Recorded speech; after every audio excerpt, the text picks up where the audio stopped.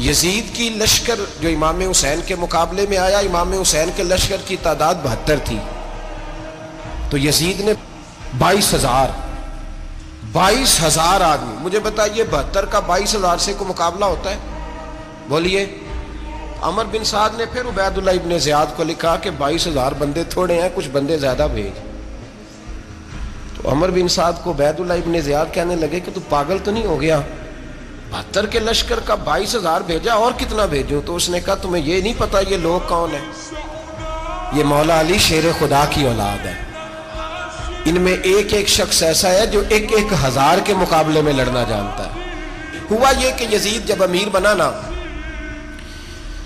2-3 چیزیں ہوتی ہیں جب کسی بندے کو قابو کرنا ہوتا ہے، 2-3-4-5 چیزیں ایسی ہوتی ہیں جس سے بندہ قابو آتا ہے۔ تو اس نے بھی فوری طور پہ، یزید نے دیکھا میرے لیے مسئلہ کیا بن سکتا ہے۔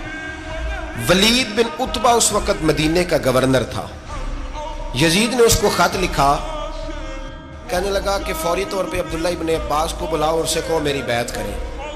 تو کہا بیعت کریں، حضرت عبداللہ ابن عباس کو بھی بلاؤ، عبداللہ بن زبیر کو بھی بلاؤ، امام حسین کو بھی بلاؤ۔ امام حسین آدھی رات کے وقت بیٹھے تھے مسجد نبوی میں، چونکہ 5 نمازوں کی آپ امامت کرتے تھے۔ امام حسین نماز پڑھا کے عشاء کی بیٹھے تھے، جناب عبداللہ بن زبیر۔ عبداللہ بن زبیر کون تھے؟ یہ نبی پاک صلی اللہ علیہ وسلم پھپھی کے پوتے تھے اور جناب صدیق اکبر کے نواسے تھے، حضرت عبداللہ بن زبیر، اور جناب زبیر بن عوام 10 مبشرہ صحابی ہیں، ان کے بیٹے تھے، بہت زیرک آدمی تھے، یہ بھی امام حسین کے پاس بیٹھے تھے۔ عبداللہ ابن عباس بھی تھے جو حضور کے چچا کے بیٹے ہیں، اس امت کے پہلے مفسر ہیں قرآن پاک، یہ لوگ بیٹھے تھے۔ تو ولید نے ایک بندہ بھیجا، اس نے آ کے کہا جناب آپ کو گورنر صاحب نے بلایا ہے۔ تو عبداللہ بن زبیر کہنے لگے حسین اس وقت بلانے کی بات سمجھ میں نہیں آئی۔ تو امام حسین بڑے بصیرت والے تھے، اللہ نے بصیرت دی تھی، کہنے لگے عبداللہ آپ کو سمجھ نہیں آئی، مجھے سمجھ آ گئی ہے، امیر معاویہ وصال کر گئے، اور یہ ہمیں جو بلایا گیا ہے نا، یہ یزید کی بیعت کے لیے بلایا گیا ہے۔ تو کہا پھر آپ آدھی رات کو نہ جائیں، آپ کے لیے خطرہ ہوگا۔ تو امام حسین فرمانے لگے خطرہ حسین کو نہیں ہوتا، حسین کو خطرہ نہیں، کہا پھر بھی آپ مہربانی کریں ذرا احتیاط سے جائیں۔ تو جناب عبداللہ ابن زبیر نے، عبداللہ ابن عباس نے 14 بندے نیزے دے کے، تلواریں دے کے امام حسین کے ساتھ بھیجے، اور کہا کہ امام حسین اگر اس نے کوئی غلط ملت بات کی نا، زبردستی بیعت کرنے کا کہا، تو آپ بس کوئی ایک بات اونچی آواز میں کر دینا، یہ سپاہی پیچھے آ جائیں گے۔ امام حسین ان 14 بندوں کو لے کے گورنر ہاؤس پہنچ گئے۔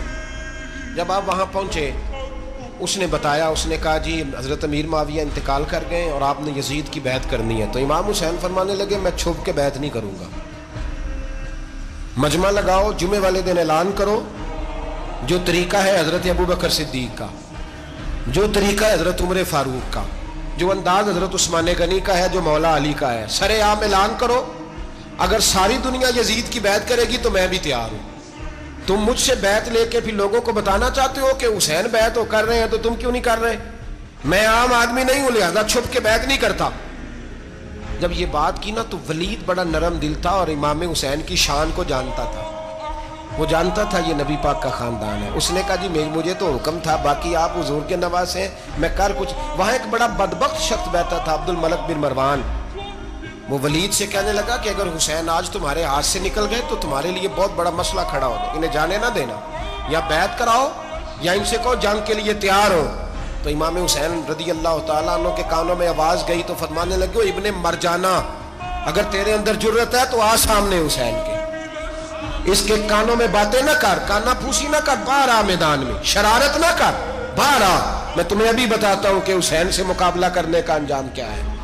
یہ کہہ کہ امام حسین باہر نکلے، اپنے بھائی محمد بن انفیہ کو بلایا، عبداللہ بن زبیر، عبداللہ ابن عباس، ڈھیر سارے لوگ اکٹھے ہو گئے، فرمایا یہ معاملہ ہے، اب کیا کرنا ہے؟ ووٹ ہی مانگ رہا تھا نا یزید، اور پھر اس نے بڑے بڑے لالچ دیے، اس نے کہا کہ آپ 5-4 صوبے ہیں جس کی گورنری مرضی رکھ لیں، دولت آپ کی مرضی کی۔ امام علی مقام نے فرمایا چھپ کے ووٹ کی بات، بیعت کی بات نہیں ہو سکتی۔ آپ نے جا کے لوگوں سے مشورہ کیا تو وہ کہنے لگے حضور وقت ابھی مناسب نہیں ہے، آپ اس طرح کریں یہاں رکے، ہم مکے سے، عراق سے، کوفے سے لوگوں کو بلاتے ہیں، یہاں ایک بڑی مجلس مشاورت قائم کرتے ہیں۔ امام حسین فرمانے لگے اگر تم مشاورت قائم کرو گے تو ولید اور عبد الملک بن مروان وہ تو جنگ کرنے کو تیار ہیں، اور نبی پاک نے فرمایا ایک مینڈا ہوگا جس کی وجہ سے مدینے کی گلیوں میں لہو بہے گا. فرمانے لگے میں وہ بکرا وہ مینڈا نہیں بننا چاہتا. کہا پھر آپ کیا کریں گے؟ تو امام حسین رو پڑے. فرمانے لگے میں مدینہ چھوڑ جاؤں گا لیکن مدینے کی حرمت پامال نہیں ہونے دوں گا.